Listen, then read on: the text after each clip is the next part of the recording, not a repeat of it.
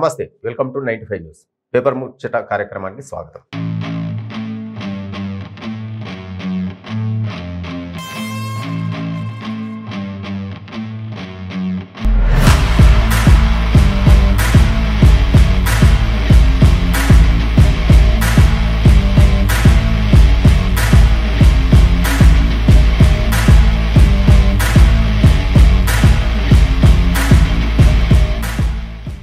ఈరోజు పేపర్లో ప్రధానంగా ఏమేమి ఇచ్చిర్రు అనేది ఒకసారి చూసుకుంటే ఈనాడు పేపర్ చూసుకుందాం. ఫస్ట్ ఈనాడు మెయిన్ పేపర్లు ఏమి ఇచ్చిర్రు? ఊబకాయలు తస్మాత్ జాగ్రత్త అంట. ఆ లావ్ అయితే క్యాన్సర్ వస్తుందంట. ఊబకాయలు తస్మాత్ జాగ్రత్త, జీవక్రియ రుగ్మతలతో అయితే క్యాన్సర్ ముప్పు రెట్టింపంట. దేంది ఇప్పుడు ఈ లావ్ అవుతున్న కొద్దీ కొవ్వు పెరుగుతుందంట. బాడీలో కొవ్వు పెరిగి దాంతో క్యాన్సర్ వస్తుందంట. ఏం చేస్తాం ఇప్పుడు ఉన్న పరిస్థితులలో? పొద్దున్నే డ్యూటీలలో పోవాలి, కూర్చోవాలి, మధ్యాహ్నం లేవాలి, లంచ్ చేయాలి, మళ్ళీ కూర్చోవాలి, మళ్ళీ సాయంత్రం పోయేటప్పుడు లేచి బ్యాగ్ తీసుకొని ఇంటికి పోవాలి. ఇక క్యాన్సర్ రాకపోతే కొవ్వు పెరగకుంటే ఏమవుతుంది? పరిస్థితి అట్లుంది. ఎక్సర్సైజులు లేవు, యోగా లేవు, ఎక్సర్సైజ్ ఏది లేదు. ఇప్పుడు ఏమైనా యాంత్రిక జీవితం అయిపోయింది. మిషన్ లేక పొద్దున్నే పోవాలి, డ్యూటీలు చేయాలి, టిఫిన్కి లేవాలి, మళ్ళీ అలా కూర్చోవాలి సిస్టంలో ముందర, మళ్ళీ మధ్యాహ్నం లేచింత లంచ్ చేసి మళ్ళీ సిస్టమ్ ముందర కూర్చోవాలి, మళ్ళీ సాయంత్రం కాగానే బ్యాగ్ సర్దుకొని ఇంటికి పోవాలి. ఇంటికి పోయి తినాలి, పండుకోవాలి. ఈ ఎక్సర్సైజ్ ఎక్కడ ఉంది? ఆరోగ్యం దాని మీద దృష్టి పెట్టమని చెప్పి నిపుణులు చెప్తుర్రు. ఇక ఇంకోటి చూసుకుంటే లీకేజ్ వెనుక ఎవరున్నా వదలం, వీలైనంత త్వరగా గ్రూప్ 1తో పాటు రద్దయిన పరీక్షలు నిర్వహిస్తాం. ఎవరు ఉంటారు దాంట్లో? వాళ్ళు ఏదో ఎంప్లాయీస్, వాళ్ళు చేసింది ఇద్దరు ఓకే అని మీరు అంటారు, బాగానే, కానీ బాధ్యత మాత్రం ప్రభుత్వాన్ని. ఎందుకంటే ఇంతమంది విద్యార్థులు వాళ్ళు ఒక్కొక్కళ్ళు కొన్ని సంవత్సరం పాటు హాస్టళ్లలో ఉండి చదువుకున్నారంట. వాళ్ళ ఫీజులు, ఇళ్ళల్లో వాళ్ళ పేరెంట్స్ వాట బాధలు అన్నిటికీ ఒక్కసారిగా పరీక్ష పేపర్ లీక్ అయ్యి వాళ్ళు రోడ్డు మీదకి వచ్చే పరిస్థితి వచ్చింది. ఇప్పుడు మళ్ళీ ఎగ్జామ్స్ పెడతాం. హాస్టళ్ళు మీకు హాస్టల్ కాదు, ఈ కోచింగ్ సెంటర్ కోచింగ్ ఫ్రీగా ఇస్తారంట. లైబ్రరీలు అంటే 24 అవర్స్ లైబ్రరీలు ఉంటాయంట, ఫుడ్ పెడతారంట. మరి హాస్టళ్ళల్లో ఉండే ఫీజులు? ఊర్లలో నుంచి వచ్చి హాస్టళ్ళల్లో ఉన్నారు. ఒక ఆయన అయితే హెడ్ మాస్టర్ అంట. ఆ హెడ్ మాస్టరు 1 ఇయర్ నుంచి ఫ్యామిలీని వదిలేసి లీవ్ పెట్టిండట. లీవ్ పెట్టి హాస్టల్ నుండి గ్రూప్ 1 రాసిండట.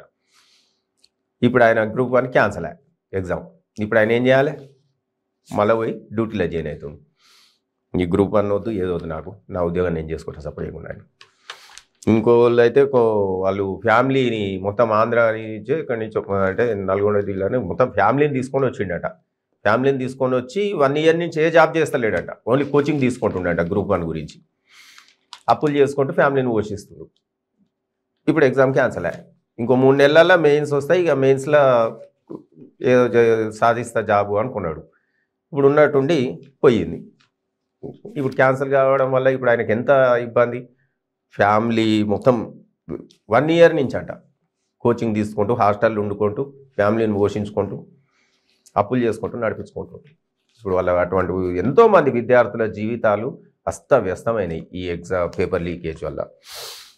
ఎవరున్నా వదిలొద్దు, అది కరెక్టే. కాకపోతే ఏంటంటే ఇంత నిర్లక్ష్యమా? ఎగ్జామ్ పేపరు దాన్ని ఎంత సీక్రెట్గా మెయింటైన్ చేయాలి. దాన్ని ఒక ఎంప్లాయీ దాన్ని తస్కరించిండంటే అసలు నిర్లక్ష్యం అంటే నిర్లక్ష్యమే. ఇది టీఎస్పీఎస్సీ అధికారులది. టీఎస్పీఎస్సీ పారదర్శకతపై సీఎం దృష్టి, సమీక్షా సమావేశంలో పలు అంశాలపై చర్చ. ఏం సమీక్షలు పెట్టినా ఏం చేసినా జరిగింది. ఈ గతంలో అప్పుడేమో ఇంటర్మీడియట్ ఆ పేపర్లు దిద్ది అక్కడ ఇబ్బంది అయింది. అప్పుడు ఇప్పుడు ఇంత ప్రెస్ మీట్ పెట్టే వరకు వచ్చిందంటే ప్రతిపక్షాలు రోడ్డు మీదకి వచ్చి, విద్యార్థి సంఘాలన్నీ రోడ్డు మీదకి వచ్చి ఉద్యమాలు చేస్తే ఈ ప్రెస్ మీట్ వరకు వచ్చింది. ఇప్పుడు ఏది లేకుండా ఉంటే ఇప్పుడు వాళ్ళు ఎవరు మాట్లాడలేదు, ఎవరు అడగలేదు అంటే ఇది లోపలనే ఏదో జరుగుతుండే. అనవసరంగా విద్యార్థుల జీవితాలు అస్తవ్యస్తం అవుతుండే. గతంలో పరీక్ష రాసిన వారికి ఫీజు మినహాయింపు, ఆన్లైన్లో ఉచితంగా స్టడీ మెటీరియల్, పేపర్ల లీకేజ్ వెనుక రాజకీయ కుట్ర, భాజపాపై అనుమానంతో డీజీపీకి ఫిర్యాదు చేశాం. నిందితుడు రాజశేఖర్ రెడ్డి ఆ పార్టీ క్రియాశీల కార్యకర్త. ఏముంది, బీజేపీ కార్యకర్త అయితే బీజేపీ వాళ్ళకి అందిస్తాడా పేపర్? అది కాదు. కానీ వాళ్ళు ఏమంటారు, బీఆర్ఎస్ సంబంధం, బీఆర్ఎస్ కార్యకర్త, ఆయన వాళ్ళ అమ్మ సర్పంచ్ అంట, వాళ్ళ నాయనను వాళ్ళ అమ్మను సర్పంచ్ అంట. ఎవరు? ఆ ప్రవీణ్ వాళ్ళ అమ్మను, ఆయనను. BRS party. వాళ్ళు బీఆర్ఎస్ మీద వేస్తారు, వీళ్ళు బీజేపీ మీద వేస్తారు. ఎవరు ఏం చేసినా పిల్లలు అయితే ఆగమయ్యారు. తెలంగాణలో నోటిఫికేషన్లు చాలా తక్కువ వస్తున్నాయి. సరే వచ్చిన వాటికి పిల్లలు ఏదో ఎగ్జామ్ రాసిరు, అయిపోతుంది జాబ్ వస్తుంది అనుకునే మూమెంట్లో ఇంకో 3 నెలలు అయితే మెయిన్స్ వస్తాయి, జాబ్ కొట్టేద్దాం అనుకునే మూమెంట్లో ఇప్పుడు ఈ ఇబ్బంది. మళ్ళీ నా గ్రూప్ 1 మెయిన్స్కి అర్హత సాధించిన అభ్యర్థుల్లో కలవరం. తుది పరీక్ష తర్వాత తాత్కాలిక కొలువుల్లో చేరాలనే ప్రణాళిక. ప్రిలిమ్స్ రద్దుతో అంతా తారుమారు. ఆర్థిక భారంపై తీవ్ర చెప్తే కదా, అందరు ఎక్కడెక్కడి నుంచో వచ్చిర్రు, సిటీలలోకి వచ్చి హాస్టళ్ళల్లో ఉండి కోచింగులు తీసుకొని ఓ టైంకు తినక చెయ్యక అప్పులు చేసి నానా బాధలు పడ్డారు. వాళ్ళ బాధలు వర్ణాతీతం ఒక్కొక్కళ్ళదైతే. ఇప్పుడు లాస్ట్కి వాళ్ళందరికీ మళ్ళీ మొదటికి వచ్చింది జీవితం. మరోసారి కొలీజియం రగడ. జడ్జీల నియామకం బాధ్యత ప్రభుత్వానిదే. ఇది ఆగటటే లేదు. ఇది పార్లమెంట్ వాళ్ళేమో, కేంద్ర ప్రభుత్వం ఏమో జడ్జీల నియామకాలల్లో మా ప్రతినిధి ఉండాలి అంటాం. సుప్రీంకోర్టు ఏమంటారు, మీతో ఏం సంబంధం జడ్జీలకు, సుప్రీంకోర్టు చెప్పిన కొలీజియం చెప్పిన వాళ్ళకే ఇస్తామని. ఇది అసలు ఇంకా సుప్రీంకోర్టు ఇచ్చినప్పటి నుంచి ఇంకా రగడ ఎక్కువైంది ఈ 2 వ్యవస్థల మధ్య. సుప్రీంకోర్టు చెప్పింది ఎలక్షన్ కమిషనర్లను నియమించే దాంట్లో కంపల్సరీ కమిటీ చేసింది. దాంట్లో అధికార పక్షం నుంచి ఒక ఆయన ఉండాలంట, ప్రతిపక్షం నుంచి ఒక ఆయన ఉండాలంట, సుప్రీంకోర్టు దాని నుంచి ఒక జడ్జి ఉండాలంట. వీళ్ళు ముగ్గురు కలిసే డిసైడ్ చేయాలన్నట ఎలక్షన్. మంచి ఆలోచన అది. దాంతో పారదర్శకత ఎక్కువ ఉంటుంది. కాకపోతే ఈ ప్రభుత్వానికి నచ్చదుగా, కేంద్ర ప్రభుత్వానికి. అట్లెట్లుంటారు, ప్రతిపక్ష నాయకుడు ఎప్పుడు ఏంది ఎలక్షన్ కమిషనర్ నియమించేది, మేము నియమించాలి కదా అని వాళ్ళది. అక్కడి నుంచి కొద్ది ఇంకెక్కువైంది అనుకోరా ఈ రగడ. ఇది లాస్ట్కి ఎట్టుపోతుంది మరి. ఆహార భద్రతకు చిరుధాన్యాల భరోసా. చిరుధాన్యాలు ఏం లేదు ఇప్పుడు, మొత్తం ఈ కొవ్వు రాసిండు కదా పైన, ఊబకాయలు తస్మా జాగ్రత్త. వీటన్నిటికీ ఏంది, జొన్నలు, రాగులు, సజ్జలు. అప్పుడు పాతకాలంలో ఇవే తినేది. ఇప్పుడు లాస్ట్కి మళ్ళీ అవే గతి అవుతుంది. ఇప్పుడు ఏం చేయాలి అంటే రాగులు పట్టించుకోవాలి, నెలమందం పట్టించుకొని రాగులు జొన్న రొట్టెలు చేసుకోవాలి. ఇప్పుడు జొన్న రొట్టెలు కూడా ఏదో బిజినెస్ అయిపోయింది. బండ్ల మీద జొన్న రొట్టెలు అమ్ముతారు. జొన్న రొట్టెలు అంటే అవి ఒరిజినల్ జొన్నలు ఏం కావు. సగం జొన్నలు 75% రేషన్ బియ్యమే. ఇంతకుముందు అన్న రేషన్ బియ్యం 2 రూపాయలు 3 రూపాయలు వెయిట్ కిలో. అది ఆ రేషన్ షాప్లో 7 రూపాయలు 8 రూపాయలు అట్లా తీసుకొని వాళ్ళు కొనుక్కొని వచ్చేది. ఇప్పుడు ఇంకా సెంట్రల్ గవర్నమెంట్ ఫ్రీ చేసింది రేషన్ బియ్యం. దాంతో ఇంతకుముందు 50% కలిపేది, ఇప్పుడు 75% కలుపుతుంది. ఇప్పుడు జొన్నలు కొన్ని 25%, 75% రేషన్ బియ్యం కలపాలి, రొట్టెలు చేయాలి. 10 రూపాయలకు 12 రూపాయలకు 15 రూపాయలకు రొట్టెలు అమ్మాలి.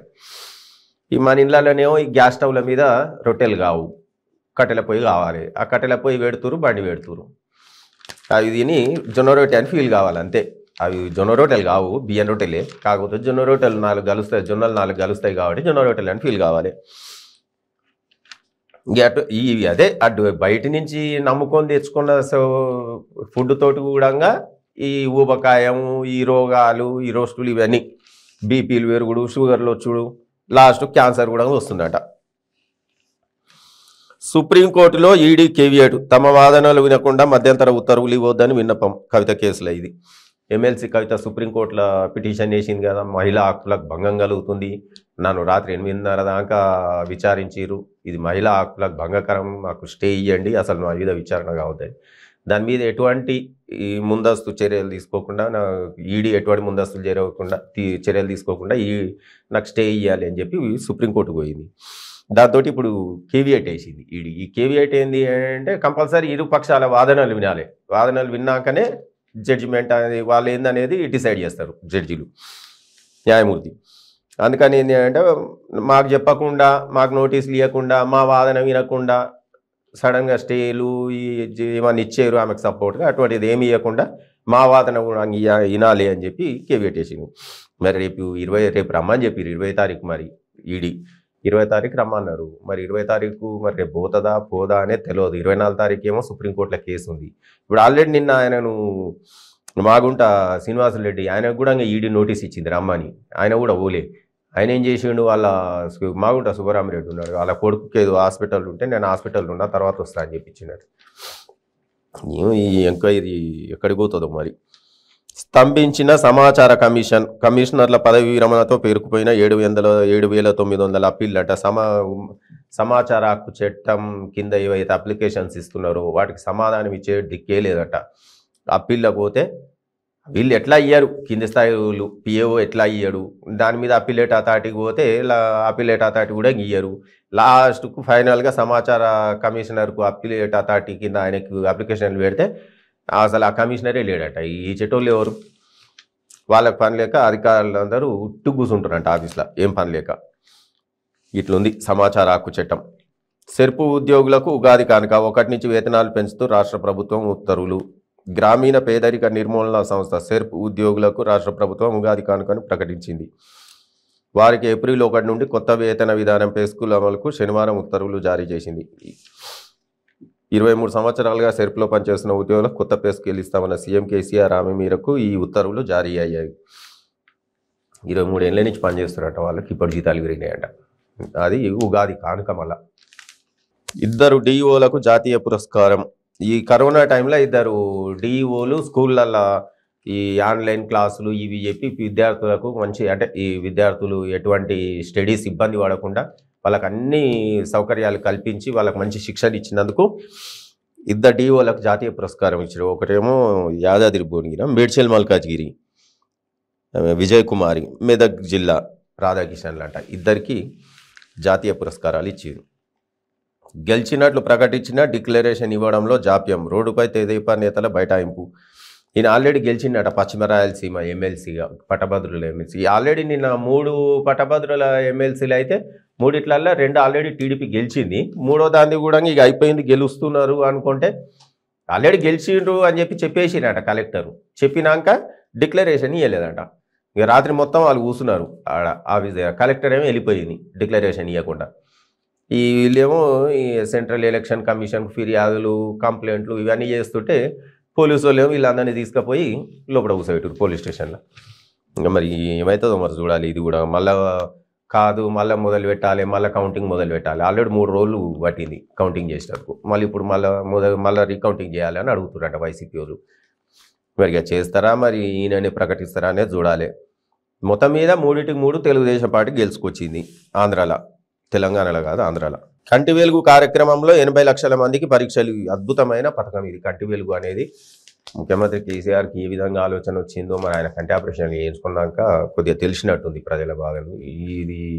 ఈ కంటి వెలుగు ఎంత మంచి ప్రోగ్రాం అంటే దీంట్లో రీడింగ్ క్లాసులు కూడా ఇస్తున్నారు. సర్జరీలు అవసరం ఉన్న వాళ్ళకి సర్జరీలు చేస్తున్నారు.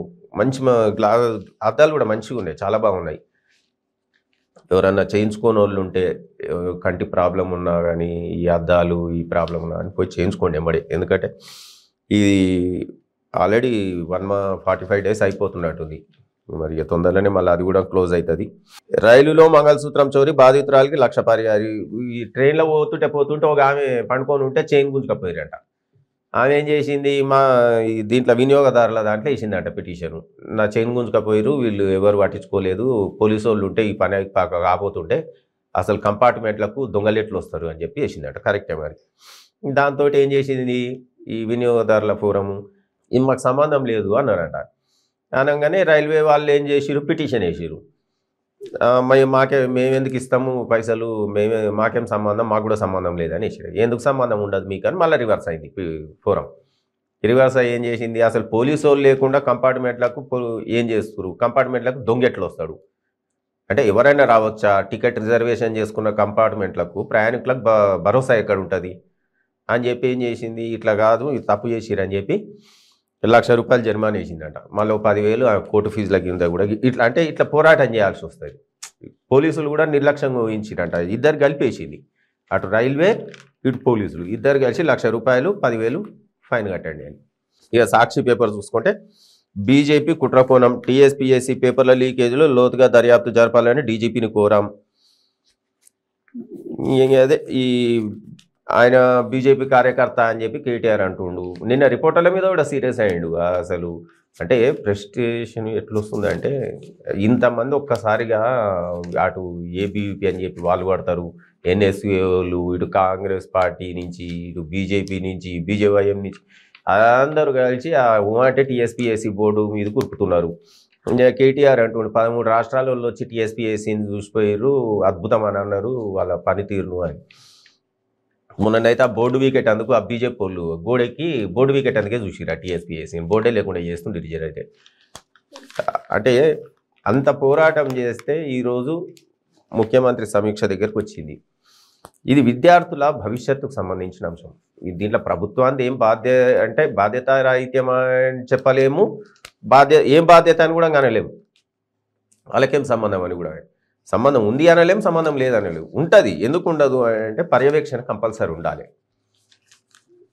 ఐటీ మినిస్టర్ను నేను ఒక కంప్యూటర్ను ఆపరేట్ చేస్తాను, ప్రతి కంప్యూటర్కు నాకేం సంబంధం అనేది కూడా కరెక్ట్ కాదు. ఎందుకంటే ప్రతి దాని మీద కూడా ఈ టెక్నికల్ దేంట్లో అయినా కానీ కొద్దిగా మంత్రి ఉండాలి పర్యవేక్షణ అనేది. అన్ని శాఖల మీద పర్యవేక్షణ ఉన్నట్టే దీని మీద కూడా కొద్దిగా పర్యవేక్షణ పెడితే బాగుంటుండే. అధికారుల నిర్లక్ష్యమే ఇది పూర్తిగా. వాళ్ళు కరెక్ట్ ఉంటే ఈరోజు ఈ పరిస్థితి ఉండకపోతుండే. ఒక ఎంప్లాయీ క్వశ్చన్ పేపర్ను తీసుకుపోయే స్థాయికి వచ్చింది అంటే ఎంత కాన్ఫిడెన్షియల్ సిస్టంలో ఉండాల్సిన పాస్వర్డ్లు కూడా ఎట్లా తస్కరిస్తారు. ఇంకా దానికి టీఎస్పీఎస్సీ ఇవన్నీ ఎందుకు, ఈ ఎగ్జామ్స్ ఎందుకు పెట్టాలి అంత ఈజీగా లీకేజ్ అయ్యేదానికి. పిసిసి అధ్యక్షుడు రేవంత్ రెడ్డి లీకేజీలో కేటీఆర్ పిఏ. పిసిసి అధ్యక్షుడు రేవంత్ రెడ్డి ఆరోపణ సిబిఐ లేక సిట్టింగ్ జడ్జితో విచారణ జరపాలనే డిమాండ్. నేడు గాంధారిలో నిరుద్యోగ నిరసన దీక్ష. 21 గవర్నర్ వద్ద కాంగ్రెస్ నేతలు. అదే అందరు దీని మీదనే మాట్లాడారు. మొత్తం పేపర్ లీకేజ్. ఎవరు చూసినా, కాంగ్రెస్ చూసినా అదే, బీజేపీ చూసినా అదే. మొత్తం ఇప్పుడు ఎక్కడ చూసినా కూడా ఈ పేపర్ లీకేజ్ మీదనే పడ్డది ఎవరు చూసినా.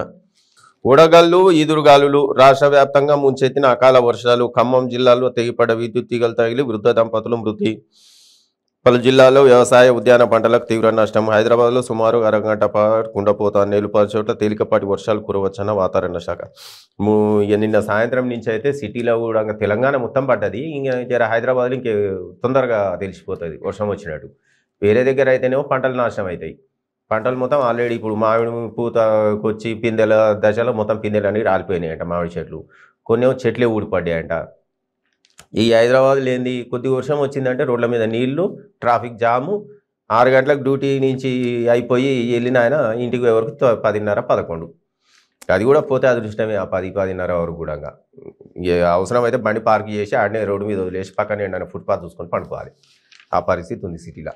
కొద్దిగా వర్షం వచ్చిందంటే రోడ్ల మీద నీళ్లు, డ్రైనేజీలు నిండిపోవుడు.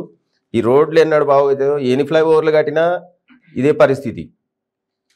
ఇంకా మెట్రో వచ్చినాక కొద్దిగా తగ్గింది ఏమో ట్రాఫిక్, అది కూడా తగ్గిందని కూడా చెప్పలేము. సేమ్ పరిస్థితి. మెట్రోలో కూడా ఫుల్ ఉంటుంది, మనిషికి ప్లేస్ ఉండదు. అయినా మళ్ళీ రోడ్ల మీద బండ్లు ఎప్పటి ఒక్కడనే. మళ్ళా సైనిక లాంఛనాలతో లెఫ్టినెంట్ కల్నల్ అంత్యక్రియలు. మొన్న ఇక్కడ ఇది అరుణాచల్ ప్రదేశ్లో హెలికాప్టర్ కూలిపోయింది. దాంట్లో అది మన సైనిక హెలికాప్టర్. దాంట్లో మన హైదరాబాద్కు సంబంధించి మన బొమ్మల రామారం ఉంది కదా, యాదాద్రి భువనగిరి జిల్లా. ఆ బొమ్మల రామారంలో ఉంటాడు ఆయన, లెఫ్టినెంట్ కల్నల్. ఆయన దాంట్లో చనిపోయాడు. నిన్న ఆయనకు సైనిక లాంఛనాలతో అంత్యక్రియలు చేసి ప్రజలు బాగొచ్చారు. ఆయన సైనిక లాంఛనాలతో అంత్యక్రియలు అంటే కూడా గ్రామాలు ఆయన అంతిమ యాత్రలో పాల్గొన్నాయి. అటు బొమ్మల రామారం, ఇటు మేడ్చల్ మల్కాజ్గిరి దగ్గర ఆయన ఇల్లు ప్లస్ ఇక్కడ సైనికులు చాలామంది వచ్చారు. వాళ్ళ బిడ్డ కూడా సల్యూట్ చేస్తున్న ఫోటో వేసిండు, మంచిగా వేసిండు. బిడ్డ సల్యూట్ చేస్తుంది. బిడ్డ నెంబర్ మనోరాలా తెలియదు, సల్యూట్ చేస్తుంది. ఇచ్చిన హామీ ప్రకారం నిరుద్యోగ భృతి ఇవ్వండి. ఇచ్చిన హామీ మేరకు నిరుద్యోగులకు 3016 నిరుద్యోగ భృతి ఇవ్వాలని సంగారెడ్డి ఎమ్మెల్యే జగ్గారెడ్డి డిమాండ్ చేశారు. ఈయన ఇప్పుడు లెటర్లు రాసుకుంటూ కూర్చున్నాడు ఇంట్లో. ఆడనేమో రేవంత్ రెడ్డి పాదయాత్ర చేస్తుండు. ఆ పాదయాత్ర పోతలేడు. ఏం చేయాలో రోజుకో లెటర్ రాస్తుండు సీఎం కేసీఆర్కు. ఏదో ఒక అప్పుడు ఎలక్షన్లు అప్పుడు మేనిఫెస్టోలు పెడతారు కదా, అవన్నీ ముందర పెట్టుకున్నాడు. రోజుకో లెటరు కేసీఆర్కు రాసుకుంటూ ఆమె ఇచ్చినావు అని చెప్పి రాస్తున్నాడు. మరి ఆయన లెటర్ చూడాలి, అది ఇవ్వాలి. నిరుద్యోగ భృతి ఇవ్వండి అంట. ఇప్పుడు ఈ లెటర్లు రాసేదానికంటే కాంగ్రెస్ పార్టీలో ఇప్పుడు పాదయాత్రలు చేస్తురుగా, మరి రేవంత్ రెడ్డి మీద కోపం ఉంటే బట్టి విక్రమార్క పాదయాత్రలన్నా పాల్గొనాలి. అటు లేదు ఇటు లేదు, ఇంట్లో కూర్చొని లెటర్లు రాసుకుంటూ కూర్చున్నాడు. ఏందో మరి ఈ కాంగ్రెస్ పార్టీ పరిస్థితి. తెలంగాణ తరహాలో బీసీ ఉద్యమం. బీసీల న్యాయమైన డిమాండ్ల సాధన కోసం తెలంగాణ ఉద్యమ తరహాలో బీసీ ఉద్యమాన్ని చేపట్టాలని జాతీయ బీసీ సంక్షేమ సంఘం అధ్యక్షుడు ఎంపీ ఆర్ కృష్ణయ్య కోరారు. కాచిగూడలోని అభినందన్ గ్రాండ్లో శనివారం బీసీ ఇప్పుడు తెలంగాణ టైప్ ఉద్యమం అంటే అది కాని పని. తెలంగాణ ఉద్యమం అనేది 69 నుంచి మొదలు పెడితే ఇప్పటిదాకా నడిచింది. లాస్ట్కు తెలంగాణ వచ్చింది. ఇప్పుడు అటువంటి ఉద్యమం బీసీల గురించి చేస్తారంట. బీసీలు ఐక్యత లేదు. మెయిన్ ఏంటంటే బీసీలల్లో ఐక్యత లేదు. బీసీలల్లో ఐక్యత ఉంటే ఎప్పుడో రాజ్యాధికారం చేతికి చిక్కుతుండే. వాళ్ళు వీళ్ళు ఎందుకు వస్తుంటారు సీఎంలు? ఈ దిక్కుమూది ఒక్కొక్కళ్ళు ఒక్కో పార్టీలు ఉన్నారు. 4 పార్టీలు ఉంటే 4 పార్టీలలో బీసీలే ఉన్నారు. ఈ ఏడు నుంచి అవుతుంది. ఏ పార్టీ చూసినా బీసీలకు మినిస్ట్రీ ఇస్తారు. ఆ మినిస్ట్రీ తీసుకున్న ఆయన ఇక సగం సగం విడదీస్తుంటాడు. 4 పార్టీలలో 4 బీసీలు 4 పదవులు తీసుకునేది. ఒక్కటి ఏడంగా అవుతారు. అది అయ్యే పని కాదు. ఇవ్వండి ఈరోజు పేపర్ వార్తా కార్యక్రమం. మరో పేపర్ వార్తా కార్యక్రమంతో మళ్ళీ కలుగుతాం. Stay tune to 95 news.